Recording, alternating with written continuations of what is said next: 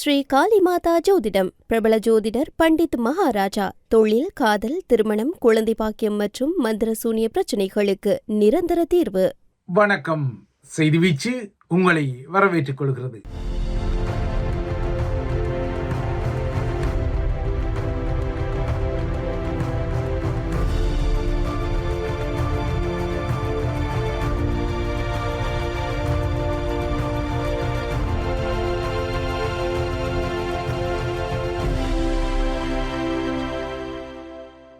இன்றைய செய்தி வீச்சிலும் இலங்கை மற்றும் உலக நிலவரங்கள் காத்திருக்கின்றன. முதலில் இலங்கை தீவு பக்கம் பார்வை திருப்பலாம். 2026 ஆண்டுக்கான ஈஸ்டர் ஆகிய உயிர்த்த ஞாயிறு பண்டிகை கடந்த 5ஆம் தேதி கடந்து விட்டாலும் 2019 ஆண்டில் அந்த நாள் ஏப்ரல் 21 என்ற இன்றைய தினமாக இருந்ததால் அன்றைய தினத்தில் இலங்கையில் இடம்பெற்ற குரூரமான தாக்குதல்களின் 7ஆம் ஆண்டு நினைவு திகதியின் அடிப்படையில் இன்று கடக்கின்றது. இதனால் ஒரு மாதத்தில் 2வது தடவையாக கொழும்பு உட்பட்ட முக்கிய நகரங்களில் உள்ள முக்கியமான கிறிஸ்தவ தேவாலயங்களை மையப்படுத்தி இன்றும் கடுமையான பாதுகாப்பு பிரசன்னத்தை காண முடிந்தது. 2019 இதே ஏப்ரல் 21 கொழும்பு, நீர்கொழும்பு, மட்டக்களப்பில் இருந்த தேவாலயங்களில் மட்டுமல்லாமல் கொழும்பில் இருந்த 5 நட்சத்திர விடுதிகளிலும் தாக்குதல்கள் நடத்தப்பட்டன. தற்கொலை தாக்குதல்களாக நடத்தப்பட்ட இந்த குரூர சம்பவங்களில் 45 வெளிநாட்டு குடிமக்கள் உட்பட 269 பேர் பலியாகி 500க்கும் மேற்பட்டோர் காயமடைந்த அன்றைய நாளின் அந்த குரூரத்தின் அச்சம் இன்னும் இலங்கையர்களை விட்டு முற்றாக அகலவில்லை என்பதால் கடுமையான பாதுகாப்பு பிரசன்னத்துடன் இன்று நாடளாவிய ரீதியில் அனைத்து கத்தோலிக்க தேவாலயங்களிலும் இன்று காலை சிறப்பு ஆராதனை நிகழ்ச்சிகள் நடத்தப்பட்டன. ஸ்ரீலங்காவின் பேராயர் கார்டினல் மல்கம் ரஞ்சித் அன்று தாக்குதல் இடம்பெற்ற தேவாலயங்களில் ஒன்றான கொச்சிக்கடை புனித அந்தோனியார் ஆலயத்தில் ஒரு சிறப்பு திருப்பலியை நடத்தியிருந்தார். அதேபோல அன்று தாக்குதல் நடத்தப்பட்ட இன்னொரு கத்தோலிக்க தேவாலயமான நீர்கொழும்பு கட்டுவாப்பட்டி புனித செபஸ்டியன் ஆலயத்திலும் ஒரு சிறப்பு திருப்பலி பூசை இன்று காலை நடத்தப்பட்டது. இன்று மாலை நீர்கொழும்பில் ஒரு பிரார்த்தனை பேரணி நடத்தப்படவும் திட்டமிடப்பட்டுள்ளது. ஏற்கனவே கூறியது போல திகதியின் அடிப்படையில் இன்று இந்த தாக்குதல்களின் 7ஆம் ஆண்டு நினைவு கடக்கும் பின்னணியில் இந்த தாக்குதலுடன் தொடர்புபட்டவர்களாக சுட்டுவிரல் நீட்டப்படும் சூத்திரதாரிகளில் 2 என கருதப்படும் அப்போதைய ஸ்ரீலங்காவின் இராணுவ புலனாய்வு தலைவரும் அதாவது சுரேசாலையும் இன்னொருவரான பிள்ளையானும் இப்போது ஸ்ரீலங்காவின் சிறை கூண்டுகளில் தான் உள்ளனர். உண்மையில் இவர்கள் இருவருமே தமது மருத்துவ சிகிச்சை காட்சிகள், உண்ணாநிலை போராட்ட காட்சிகள் என தமது பிணை விடுதலைக்காக சில அரங்க காட்சிகளை முன்னகர்த்த தலைப்பட்டாலும் அவர்களுக்கு அவ்வாறான காட்சிகளின் ஊடாக பிணைகள் கிட்டிக்கொள்ளவில்லை. தொடர்ந்தும் உள்ளேதான் இருக்கின்றார்கள். இன்றைய 7ஆம் ஆண்டு ஈஸ்டர் தாக்குதல் நினைவிலும் பிரித்தானியாவின் சேனல் 4 டிஸ்பேச்சஸ் நிகழ்ச்சியில் முன்வைக்கப்பட்ட பல வினாக்களுக்கு துல்லியமான விடைகள் இப்போதைய அரசாங்கத்தாலும் வழங்கப்படவில்லை. அதாவது 7 வருடங்களுக்கு முன்னரான இன்றைய தாக்குதலானது ராஜபக்ஷ அதிகார மையத்தின் அரசியல் ஆதாயத்துக்காக நடத்தப்பட்டதான திகில் மற்றும் அதிர்ச்சி வினாக்களுக்கு இன்று வரை துல்லியமான விடைகள் இல்லை. ஆனால் ஒரு காலத்தில் ராஜபக்ஷவின் கிழக்கு முகமையாக இருந்த ஹன்சீர் ஆசாத் மௌலானா சுவிட்சர்லாந்தில் இருந்து கடந்த வருடங்களில் சொல்லிய விடயங்கள் இன்றும் கடுமையாக எதிரொலித்துக் கொள்கின்றன. ஈஸ்டர் குண்டு தாக்குதல்களின் சூத்திரதாரிகளாக தௌஹீத் ஜமாத் தலைகளுக்கும் அப்போதைய ஸ்ரீலங்காவின் புலனாய்வு பணிப்பாளரான சுரேசாலைக்கும் இடையே 2018 நடந்ததாக கூறப்படும் ஒரு சந்திப்பும் அந்த சந்திப்பில் சுரேசாலையால் கூறப்பட்டதாக கூறப்படும் ராஜபக்ஷ குடும்பத்தை மீண்டும் ஆட்சிக்கு கொண்டு வருவதற்கு இலங்கையில் தேசிய பாதுகாப்பு இல்லை என்ற ஒரு நிலைமை உருவாவது அவசியம் என்றும் அதற்காக சில சம்பவங்கள் உள்ளூரில் செய்யப்பட வேண்டும் என்ற விடயமும் இன்னமும் முக்கியமான கேள்விகளாக உள்ளன. தற்போது ஸ்ரீலங்காவின் சிறைக்கு உள்ளே உள்ள சுரேசாலை இந்த குற்றச்சாட்டுக்களை மறுத்து வரும் போதிலும் 2019 ஏப்ரல் 21 தாக்குதல்களின் அரசியல் உள்நோக்கம் குறித்த குற்றச்சாட்டுக்கள் முக்கியமானவை. இந்த தாக்குதல்களில் கோட்டாபாய ராஜபக்ச சம்பந்தப்பட்ட ஒரு உயர்மட்ட சதித்திட்டம் இருந்ததாகவும் இந்த சதிக்காக 65 மில்லியன் இலங்கை ரூபாய் பணம் வழங்கப்பட்டதான செய்திகள் எல்லாம் இன்னமும் உயிர்ப்பாகத்தான் உள்ளன. எதுவாரோ இந்த தாக்குதலின் இன்னொரு ஆண்டு நினைவின் பின்னணியில் கடந்த வாரம் CSR அல்லது centre for society and religion எனப்படும் சமூகம் மற்றும் சமயத்திற்கான மையம் சில விடயங்கள் மீதான விசாரணைகளை விரைவுபடுத்துமாறு அனுர அரசாங்கத்தை வலியுறுத்திய விடயம் நீங்கள் அறிய வேண்டிய ஒரு விடயம். இந்த தாக்குதலுடன் தொடர்புடைய அப்துல் லத்தீப் ஜமீலுக்கு வந்த தொலைபேசி அழைப்புகள் யாருடையவை என்பது ஒரு முக்கியமான கேள்வி. இந்த அப்துல் லத்தீப் ஜமீலுக்கு ஸ்ரீலங்காவின் அப்போதைய புலனாய்வு பணிப்பாளரான சுரேஷ் சாலே தான் அழைப்படுத்ததாக கூறப்படும் நிலையில் இந்த வினா எழுப்பப்படுகின்றது. இதேபோல ஈஸ்டர் குண்டு தாக்குதல்களின் ஏற்பாடுகள் குறித்த உளவு தகவல்களை இந்தியாவுக்கு வழங்கிய IS அமைப்புக்குள் ஊடுருவி இருந்த இந்திய புலனாய்வு முகமான அபு ஹிந்த் என்ற இரகசிய பேருக்குரிய முகம் யார் என்பதும் இன்னொரு கேள்வியாக இருக்கின்றது. இந்த முகமும் இந்தியாவால் வெளிப்படுத்தப்பட வேண்டும் என்ற ஒரு கோரிக்கை முன்வைக்கப்படுகின்றது. இதேபோல சாரா ஜஸ்மின் எனப்படும் புலஸ்னி ராஜேந்திரன் உயிருடன் இருக்கின்றாரா அல்லது அரசாங்கம் இல்லையென்றால் புலனாய்வு முகமைகள் கூறுவது போல சாய்ந்த மருது தாக்குதலில் அவர் பலியானாரா? அவர் சாய்ந்த மருது வெடிப்புகளில் இருந்து தப்பியிருந்தால், இன்னமும் சாரா ஜஸ்மின் உயிருடன் இருந்தால் அவருக்கு பாதுகாப்பு அளித்தவர்கள் யார் என்ற கேள்வியும் இப்போது இருக்கின்றது. இதேபோல SIS அதாவது ஸ்ரீலங்காவின் அரச புலனாய்வு சேவைக்கும் DMI எனப்படும் இராணுவ புலனாய்வு சேவைக்கும் இடையில் வனாத்தவில் பகுதியில் 2018 வெடிபொருட்கள் மீட்கப்பட்ட சம்பவம் குறித்த மோதல்கள் இருந்ததாக கூறப்படும் விடயத்திலும் விடைகள் தேடப்படுகின்றன. இது பல வினாக்களாக இன்றைய நாளிலும் எதிரொலிக்கும் விடயங்கள். இதேபோல இந்த தாக்குதல்கள் தொடர்பாக நாடாளுமன்ற தெரிவுக்குழுவின் முன்னால் தோன்றிய ஸ்ரீலங்காவின் முன்னாள் அரசு தலைவரான மைத்திரிபால சிறிசேனா கூறிய ஒரு விடயமும் இன்று நினைவூட்டப்படுகிறது. அதாவது ஸ்ரீலங்கா இராணுவ புலனாய்வுத்துறையின் கீழ் 7000 அதிகாரிகளும் 7 படைப்பிரிவுகளும் இருந்த போதிலும் இவ்வாறாக கிட்டிய தரவுகள் ஒரு முறை கூட தனக்கு தெரிவிக்கப்படவில்லை என மைத்திரிபால சிறிசேனா இந்த நாடாளுமன்ற தெரிவுக்குழுவின் விசாரணையின் போது கூறிய விடயமும் இப்போது நினைவூட்டத்தக்கது. இப்போது சாரா ஜஸ்மின் எனப்படும் புலஸ்தினி ராஜேந்திரன் பலியானதாக கூறப்படும் சாய்ந்தமருது குண்டுவெடிப்புகள் இடம்பெற்ற போது கிழக்கு பிராந்திய தளபதியாக இருந்தவர்தான் தற்போது அனுர அரசாங்கத்தின் பிரதி பாதுகாப்பு அமைச்சராக இருக்கும் அருண ஜெயசேகரா. ஆகையால் இந்த ஜெயசேகராவை விசாரணைகள் முடியும் வரை இந்த பிரதி பாதுகாப்பு அமைச்சர் பதவியிலிருந்து இடைநிறுத்த வேண்டும் என்ற கோரிக்கைகளும் எழுந்துள்ளன. இதேபோல ஈஸ்டர் தாக்குதல் குறித்து இதுவரை நடத்தப்பட்ட அனைத்து விசாரணைகள் மற்றும் ஆதார பதிவேடுகளை மக்களுக்கு பகிரங்கப்படுத்த வேண்டும் என்ற கோரிக்கை முன்வைக்கப்படுகிறது. இதற்கு அப்பால் ஈஸ்டர் தாக்குதல்களை விசாரிக்க நியமிக்கப்பட்ட அனைத்து ஆணைக்குழுக்கள் மற்றும் புலனாய்வு குழுக்களின் ஆதாரங்கள் மற்றும் விசாரணைகளை ஆய்வு செய்ய உள்ளூர் மற்றும் வெளிநாட்டு நிபுணர்கள் அடங்கிய ஒரு ஹைபிரிட் கலப்பு ஆணைக்குழு வேண்டும் என்ற கோரிக்கைகளும் இன்றைய 7ஆம் நாள் நினைவில் முன்வைக்கப்படுகின்றது. ஈஸ்டர் தாக்குதல் விசாரணைகளை தடுத்தவர்கள், அதனை திசை திருப்ப தலைப்பட்டவர்கள், ஆதாரங்களை அளித்தவர்கள் மீது நடவடிக்கை எடுக்கப்பட வேண்டும் என்றும் கோரப்படுகின்றது.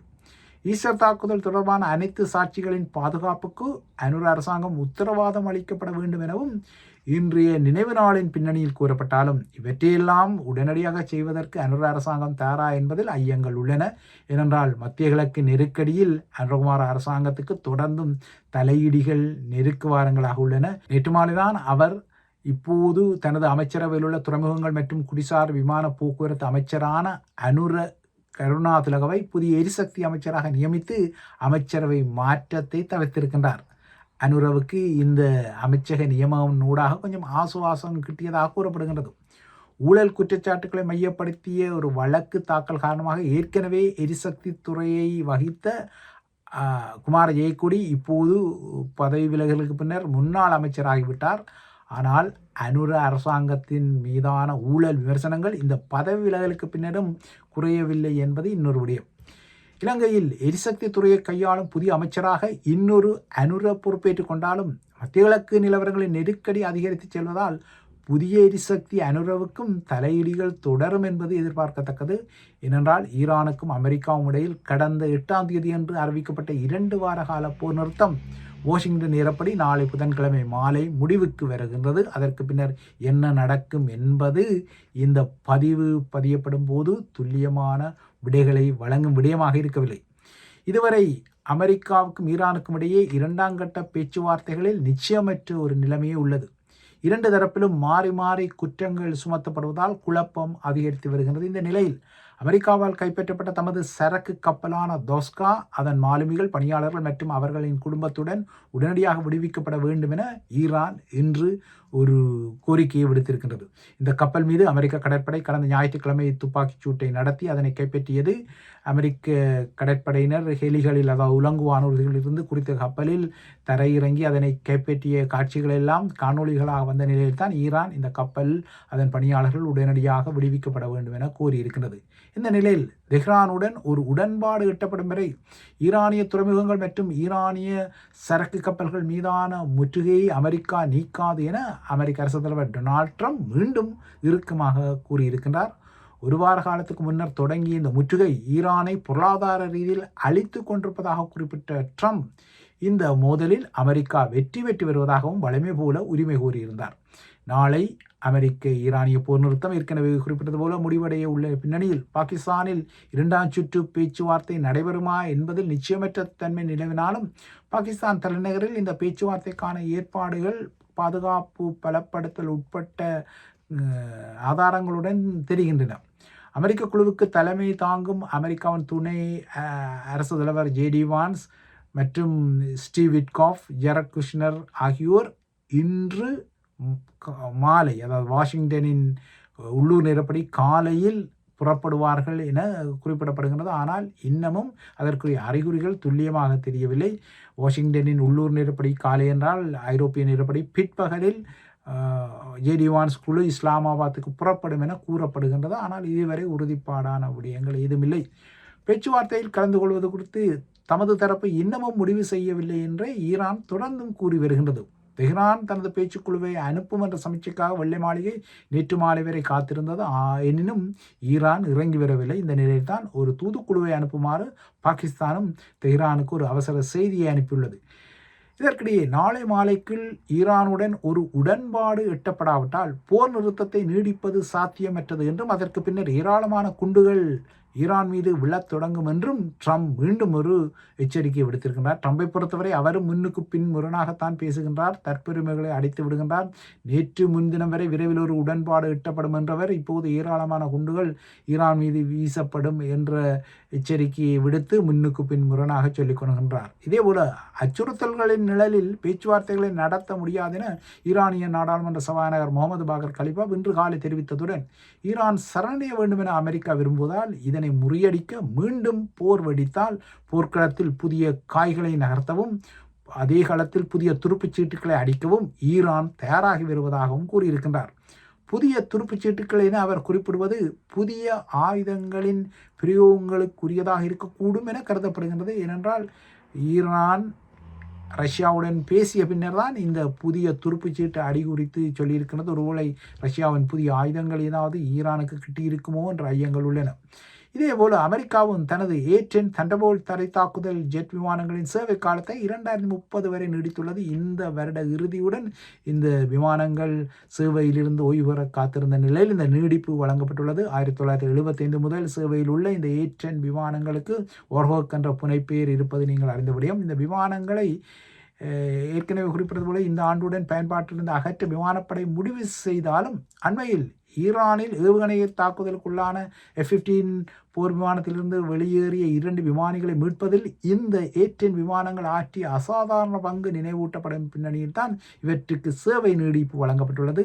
இந்த அதிரடி மீட்பு பணியின் போது ஒரு A-10 விமானம் ஈரானால் தாக்கப்பட்டு அது பின்னர் விழுந்தது. எனினும் அது ஈரானில் விழாமல் ஈராக்கில் தரையிறங்கிய போது அதன் விமானி பாதுகாப்பாக வெளியேறிய பின்னர் இந்த விமானம் வீழ்ந்தது.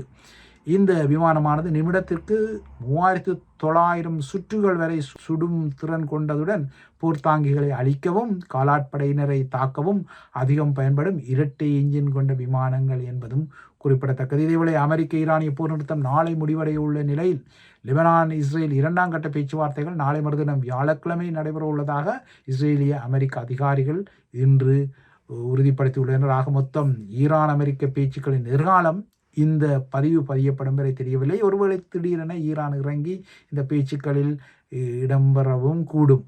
இவைதான் ஐபிசி தமிழின் செய்திவீச்சு. தொடர்ந்தும் ஐபிசி தமிழுடன் இணைந்திருங்கள்.